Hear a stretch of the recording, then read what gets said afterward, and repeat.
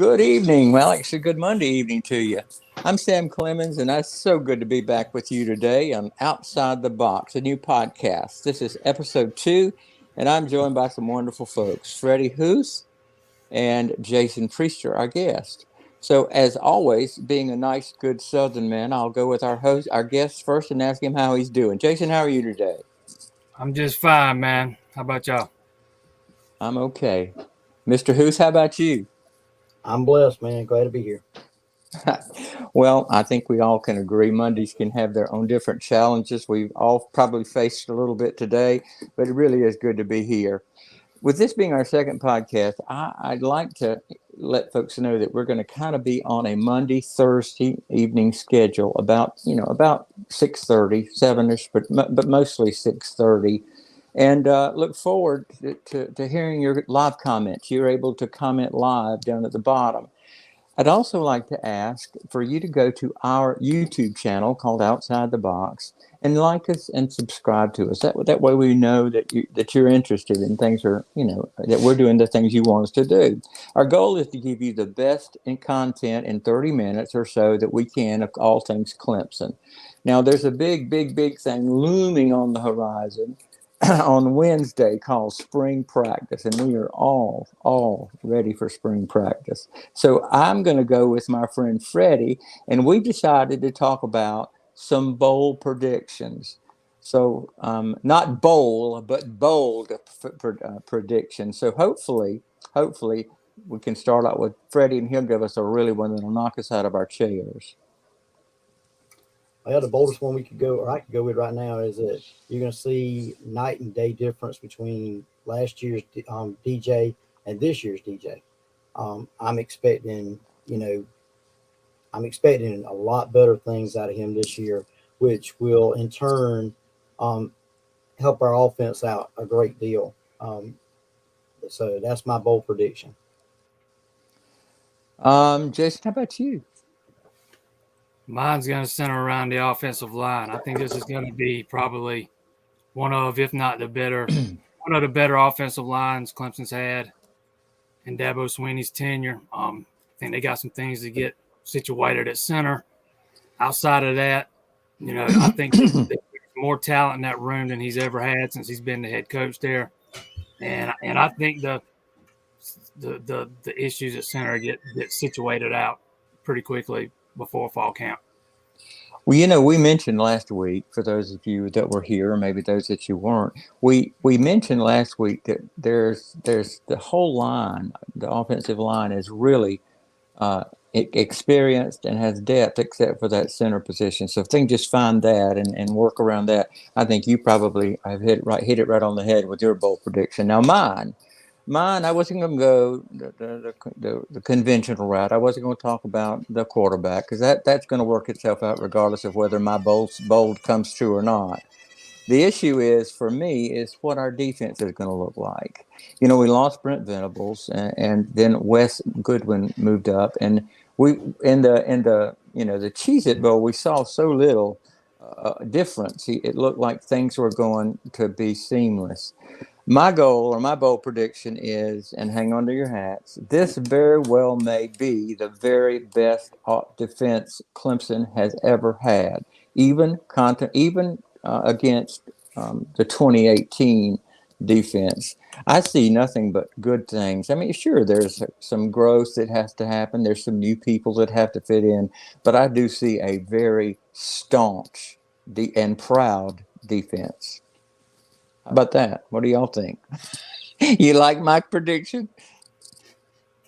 No, nobody likes it. Okay. Well, I mean, no, I'm not going to say that. I'm just laughing because that one, I started to go that route, and I was like, that's not as bold as I wanted to be. There you go. Well, I'm not a bold man. I'm sort of a meek sort of fella. So let's do. I think when we start looking at the spring practice, we want to look at a few things to break down. Like this week, we're going to talk about the position of the linebackers and the cornerbacks, and how the competitiveness. I mean, where do they stand competitively? And it's going to be a lot of competition for some spots, because we've got some young but experienced players. Jason, I'll go to you first with this. What about you? What are your thoughts? You got to replace 11 years worth of experience in James Skalski and Balin Spector, and that's, it's a lot easier said than done. Fortunately, Clemson's got, Trenton Simpson coming back, probably one of the most talented players on the field, regardless of who Clemson's playing. I mean, he's got such a high upside, and Wes Goodwin can use him in a multitude of ways. You can line him up in different spots. I mean, I think it's a distinct possibility we see him move inside and maybe Barrett Carter take over at that Sam, or there's just so many different things you can do. I actually think, despite the losses of Skalski and Spector, I think Clemson's going to be faster and more athletic at linebacker, but guys like Jeremiah Trotter and McGuire and Levanta Bentley, those guys, they haven't started a lot of games, so they've most of them have played a lot of snaps. Trotter and Carter started playing more and more as the season wore on last year. We really got to see it in the bowl game after Skalski got hurt. And I thought they played well. Having said that, that was a very favorable matchup for Clemson. It was a very, that Iowa State offense is the offense Clemson matches up very well with. But moving forward, I like where I like the idea of what Clemson's got at linebacker. Well, I mean, I just want to interject one thing, Freddie, then I'll get your thoughts. Mm-hmm. One of the things is, replacing Skalski is going to be almost impossible. We don't expect someone to come in and just boom it, replace him. But I think he was there long enough, and he was gracious enough, and he was also injured enough in the last year that he was able to give the guidance. He was a coach on the field, if you will. So, yeah, he'll be missed, but I think he left a lot of him in some of these younger fellas. Freddie, how about you? What do you think? Have we already talked about your thoughts on the cornerbacks, linebackers? Well, I'm in agreement with y'all. The thing that I like too is what you just said about it. I mean, I do believe that you don't replace Skalski, you don't replace these players, or you don't expect to replace them with better. But at the same time, the talent in that room right now, outside of the experience issue, is just, to me, great. I mean, you can't look at that room and go, we're in a mess. So that's the good thing. That's what you want to do that as you continue to move on. And so, yeah, I do believe the thing that Skalski's left with the rest of them is, his guidance and stuff like that. I'm really looking forward to seeing what Barrett Carter can do. I've been impressed with what I've seen so far, but, I'm ready to see what this group as a whole together, brings to it too. Well, I really agree with what you had to say. But it goes back to me. We've got a little more time. It goes back to me with Wes Goodwin. He literally. Jason, you being with all Clemson and having some backstage entrance and information and whatnot, which we're greatly appreciative of you offering us. You knew this gentleman. You knew who he was and what he was. I had never heard of the man until it happened, until they announced, hey, we've got this man to replace Brent Venables. I was not overly excited because I had no idea of who he was until I heard and read. He's great. And do you foresee there being an awkward switch over, both of you, either of you, from the Brent Venables intensity to the Wes Goodwin, less intense, but more like right up in their face? I mean, what's Wes Goodwin going to do that Brent Venables didn't do, and vice versa? Yeah, I don't expect I don't expect any issues whatsoever. They're just two different guys with two different personalities, and to me, it just kind of stops there. They're just. Goodwin's not going to be the guy that needs to be pulled back off the sidelines every other play. He's not that fiery guy. But he's a fantastic football mind from everything I've heard about him. And I think it's going to be a seamless transition. I've actually talked to a couple of recruits that have visited Clemson since Venables left for Oklahoma, and one of them told me, he was thinking, there might be some drop off, and he said when he got there, he thinks that it might be even better now. Yeah, I think I saw where you'd written that or made that comment, and I was like, well, that's really good to see. I like to hear what because everything's driven by recruiting and the new blood coming in, and you don't want them to be attached to the old blood or the old guard and not willing to see the new guard. So that's good. Well, is there anything else that y'all like to discuss about that competition, linebackers and cornerbacks? We hadn't even Okay. talked about cornerbacks. Sorry, go ahead, please. We ain't mentioned the cornerbacks yet. Oh, I'm sorry. I thought. Okay, well, let's talk about those cornerbacks. I guess they're so good. I wasn't even feeling the need to mention them. But you go right ahead, Freddie. Talk about them. Tell me what you know about the cornerbacks. I'm expecting, again, kind of like the linebackers. You're missing. You're going to lose Nolan Turner, of course, but I'm looking forward to seeing what Sheridan Jones can do now. That I'm sorry, I said Nolan Turner, which is safety. I apologize. I'm getting ahead of myself. Not safeties tonight. Sheridan Jones is going to be, having to step up as the senior man now that both Goodrich and our other All-American or All-ACC player have both left to go to the NFL. That was Andrew Booth you're talking about? Yes, it was. Yeah. Andrew Booth.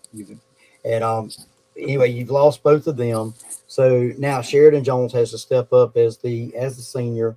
I'm excited to see what he can bring to the field himself. Then you're going to have Fred Davis, who, we're all, I guess we're all pulling for Fred Davis to prove that he can shine on the field and keep himself, straight off the field. I think he's got some huge upside. Keep in mind that Sheridan Jones, even though he was behind, he was playing behind those two players, he was still able to get career highs and breakups and oh shoot, I apologize, I lost my train of thought. In two of the major stats that you want to see out of a cornerback. Then you got Malcolm Green, who's going to be looking to try to, they're all going to be battling for these spots. That's what's so interesting about this group, just like the linebackers. You're going to have all these players, that want to show that they can bring something to the field, and I think it's going to be exciting to see. Well, Jason, since I left out the cornerbacks, I think you probably are better qualified than I am to talk about them. Once you get through with it, I'll share my little bit of knowledge with you. How about you? What's going on with the cornerbacks? You got to replace two first-team All-ACC corners.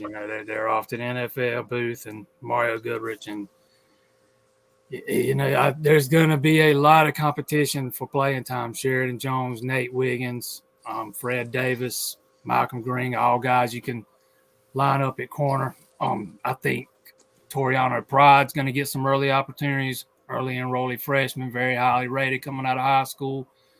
I think we'll see him get some opportunities during the spring. But Freddie kind of touched on what I would say. I want to see Sheridan Jones put it all together. We've seen him flash. We've seen that he has the ability to be a very good corner. He just got to put it all together, get a little bit more consistent. And if he can do that, I think Clemson's going to be just fine. And I'm still a big believer in Fred Davis. I know he's heading into year number 3, gotten a little bit of trouble for last season. Hopefully that's all in the past. But I think he's still got a ton of upside on the field. We're talking about a former 5-star guy. And I think Nate Wiggins is another guy who's got a lot of upside. So, you don't know who's going to roll out there starting yet, but I think Clemson's got some options. The only questions would be, do you have enough depth? Clemson didn't have a ton of depth at corner last year. Didn't hurt them. Hopefully that'll be the case this year. one of the things that I'm struck by with Fred Davis is, I'm always one of these people. I've made some stupid mistakes in my time, and I didn't have the entire world looking at me. And I know how pressured that was after his accident or speeding or whatever. But it seemed to get him off to a bad start. So I'm going to hope for an Xavier Thomas 2.0. I'm hoping he's going to rise as much as Xavier Thomas did during last year's season, and hopefully in carrying forward to this year's season. I wanted to ask you specifically about. I think I've got this young man's name is Jadaean Lucas. Jadaean Lucas. I read Jaden all Lucas. about. Yeah, Jaden Lucas. Is he as good as I saw the film today? I mean, I saw some film in it today, and he blew me away. Jaden Lucas is every bit as good as his film suggests. I thought he was very highly rated coming out of high school, and I tend to think he was a little underrated. I think he's got tremendous upside.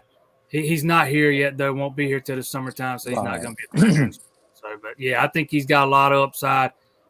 Fortunately, corner's not one of the more difficult positions to play. We've seen a lot of freshmen come in and carve out roles for themselves in their first years. I think Lucas is a guy that can do that in fall camp.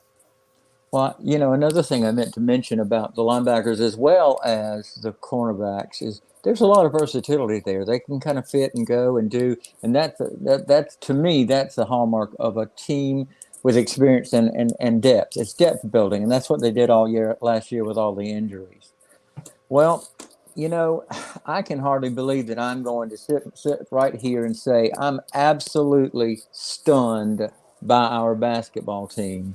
I'd like to hear from you guys. I mean, I'm as excited for them as I can possibly be. I just would like to know what the heck is going on, Jason or Freddie, whichever one. You let me know. I mean, I need some guidance here, guys. Turns out PJ Hall's been holding them back. Who knew? must be somebody was waiting to come out of the genie was out of the bottle for sure. And I'm gonna say something to that. It is strange, or I found it strange that it's almost like they seem to more guys have stepped up since PJ went down. That maybe they were a little dependent or more dependent on him. You know what I'm saying? I mean, and I may be completely off there, but I'm just saying from what I've seen since he's gone down with watching the games I've watched, you've got more guys that are actually getting or scoring. You know what I'm saying? So to pick up for losing him, they've spread it out more. If that makes sense. Am I seeing that right, Jason? What do you think? Yeah, I didn't get to watch Saturday's game, so I can't really say I was at the baseball game. I couldn't watch it, but I do know that a big part of winning these last two games has been Chase Hunter. Kind of been waiting on him to take that final step in his development and become one of those go-to scorers for this team, and he's finally starting to evolve into that guy, and he's embracing that role, and I think it's affected his confidence, and he looks as confident as he's ever been, and he, from everything that I can gather, he played fantastic Saturday in that win over Boston College. But, in the grand scheme of things, it's still Boston College. They're not very good. The win over Wake Forest was much more impressive, one of the better teams in the ACC. And he played well that night, too. I think this, I don't have a ton of expectations for this team if they get into the ACC tournament. Maybe they can win another game or two, couple of games or whatever, and get into the NIT. But who knows? You get in there and make a little run. You never know what could happen, especially if you can get Hall and Hunter Tyson back, which I think is a possibility if they can get into postseason play. Well, one of the things that struck me about trying to do an analogy between 2020 football and 2022 football and 2022 basketball. Those guys, after they beat Wake Forest, you would have assumed if they followed their trend throughout the year, they would have had a letdown. They would have gone into hibernation and celebration hibernation, if you will, but they didn't. They came back. They responded well, obviously to an inferior, not to them, but an inferior opponent to Wake Forest, and they handled business. I also think that this may show the true heart and pride of this team. It's hard it's hard to look at the record, and it's hard to know what we've had to endure or they've had to endure through the year, losing 7 straight, 5 wins here. Then I mean, it's just been all over the place. But the one thing I can say for these young men is they are trying. They're still fighting. They've got 2 games left. They only need one to match up 15-15 to go 500. And I hope they get it. I hope they get all of them. And then maybe I think we're in 10th place in the ACC right now. I don't know I don't know the bracketing and the scheduling of the conference, but hopefully, like Jason said, we can win a couple of games and maybe go to NIT. And who knows? It could be a very all this could be a very nice way to start 2023. I'll add this.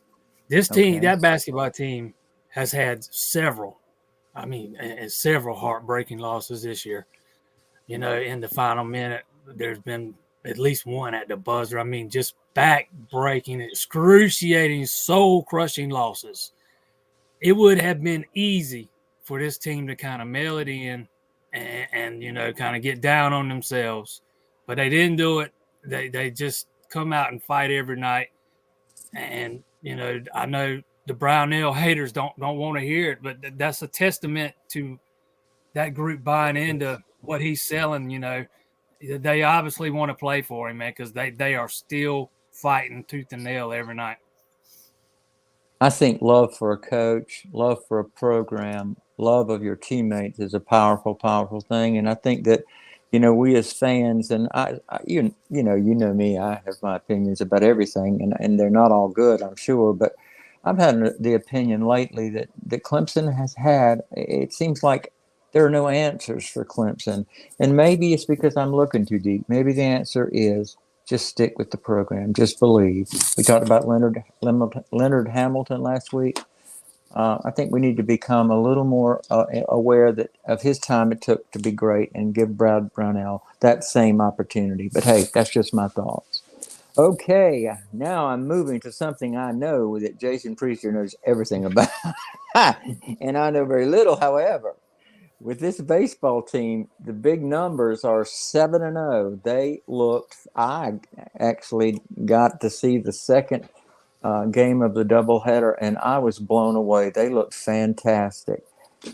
Freddie, we'll end with Jason since he knows the most and he kind of can tell us what's going on. But what were your thoughts with these games? I love watching this team play more and more every time I get the chance to, and I'm been blessed that I've been able to watch every game so far on with streaming it and stuff this year on the season so far. And I mean, the pitching has come through when it needed to. The hitting has come through, and it hadn't been just long ball. It's been a little bit of a mixture, which I've been impressed with. I continue to be impressed with Caden Grice and how much more mature he seems to be at the plate this year as opposed to that last year. It seems like the more they play together, as the season's going along. And I know it's still early, and like I told you last week, get back to me in about a month, and I can give you a little more on it. But and Jason can probably give you a lot more right now than I've got. But I'm just happy to see they seem to be having fun. And we all know that the fun's in winning, and it's translating on the field. So, yeah, Mr. Priester, I realize that in your role as your in all Clemson, and you're professional, you have to have some degree of professional distance. And but I know in your heart, somewhere down in your orange heart, there had to be some excitement watching this team play because they looked really good. The game that I saw, they looked phenomenal. I was excited. Yeah, well, let's just start off by saying Hartford's not very good. We talked to a team about they're fixing to make the move down to Division III. So I mean, this is not two competitive programs. But having said that, Clemson did what they should have done to a team of that much less talent or whatever. They beat them convincingly, and they did a lot of things that I wanted to see. I saw over the weekend, they weren't very good in the first game Friday night of hitting with runners on base and runners in scoring position. And in the 2 games Saturday, they absolutely just killed it with runners on base and runners in scoring position. The numbers were just off the charts. Briar Hawkins is on fire. He struck out 5 times, I think it was, on opening day, and he has been killing it ever since. Caden Grice is killing it. Max Wagner had a fantastic weekend. Cooper Ingles getting it done. I mean, there's just a lot of guys hitting real well right now. But to me, it all starts with that pitching staff. And Mac Anglin had another great start. Nick Hoffman was solid on Sunday. Still would like to see him be a little bit sharper. But on Saturday, Nick Clayton, second Saturday in a row, he kind of got tattooed a little bit. They were seeing his balls well. Hopefully, that's just baseball, and it's not something that's going to linger. Because I'm a big believer in Clayton. I think he's got the qualities you want in a weekend starter. We saw him do it a little bit last year with some success. Hopefully, he's just been a little off in these 2 starts, and he'll get that straightened out before those guys head off to Columbia this weekend. Did y'all hear that hissing noise? As Jason said, hardwood wasn't very good. That was the balloon I have over here it blowing up. But the air was being deflated. I'm just joking, Jason. I wish to goodness that I had that.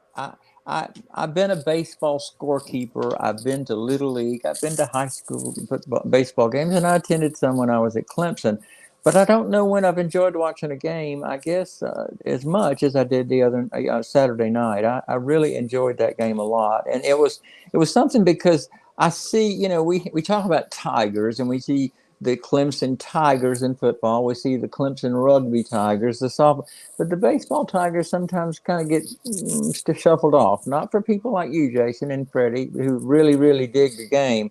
But for those of us on the fringe, I can tell you I'm going to watch again. I'm going to be very interested because they did a great job. Again, competition poor. But you can lose to poor competition, but they didn't. They seemed to stand right there and take their lead. Is there anything that we haven't covered? We've got a few more minutes left. Is there anything that we haven't covered that you would like to talk about, or something that interests you? I would be curious to know. No, since we're on the subject of baseball, I didn't mention Jay Deal, true freshman, big right-handed pitcher, throws real hard. He's been fantastic. I think he's made 3 appearances so far this season. Monte Lee obviously has tremendous trust in him, going to him, in key situations. Went to him once late in the ball game with, in the 8th inning tie score. So, I mean, this is a guy that I think is going to be a key part of that bullpen this season. Who knows if Clemson needs another weekend starter at some point, maybe he's an option because he's got the qualities you look for in a starter. He's got 4 pitches. His command is excellent. I mean, this guy's I think he's going to be a superstar at this level. I think Nick Clayton, from what I saw, and I listened to the first game of the doubleheader. I think again, I don't have any knowledge about him from the past, but he sounds like he's trying hard. Sounds like he's got the stuff. It's just getting over the hump. Maybe that's where he is, and I hope him the best. But Monte Lee sounded after the game, and what little bit I heard in an interview, he sounds ecstatic. Who wouldn't be at 7-0? But he sounds like he's really a happy man. So that's good. I'm glad we're where we are at this point. Well, gentlemen, I've got to tell you, we are coming up against our time, and it's been a pleasure. I hope you all have enjoyed it. I certainly have. I'd like to take this moment to thank you, the viewer, for enjoying, or hopefully enjoying, your 30 minutes or so with us. But remind you that please go to our YouTube channel, Outside the Box, and punch that subscribe button, as well as giving us a like or two and tell your friends. We're doing this for our benefit and fun, but also doing it for informational purposes and getting you interested in the things that we have to say. Hopefully you will enjoy it. Please, again, thank you so much for joining us. Hope you have a great week. We'll see you Thursday night, and thank you.